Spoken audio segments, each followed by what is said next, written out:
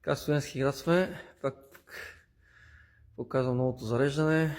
Уидите на стадиона. Колко часа е? И 10:30. Е, така работиме до 12 часа. Шинерай Спайдер. SL като нов. От магистралата ви го снимах. Сега на светличко. Вижте за какво става въпрос. Едно сега излезе от магазина. Ето джанта, десетка, газовите амортисьори. Нито мити, нито нищо. Кимко 250 MXU. Ето машината, дълго автомат. Такива имам още. Шинерай като нов от магазина. Пак след аджанта. Черен Шинерай 250 ки си двата. Всичко с документи за кат. Машинките са като нови. Ето ги. Сега ги сваляме и я изпълняваме вечерта. Това е куфърчето си върви с кимкото комплект. Вижте само спух. Сега е слаган. Качването също.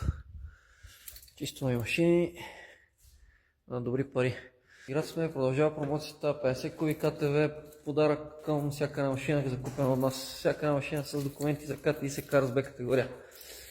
Пишете, звънете, на линия сме постоянно до 12 часа нощеска. Силото е на 158 км с лупите и е водно хождане. Чао, чао!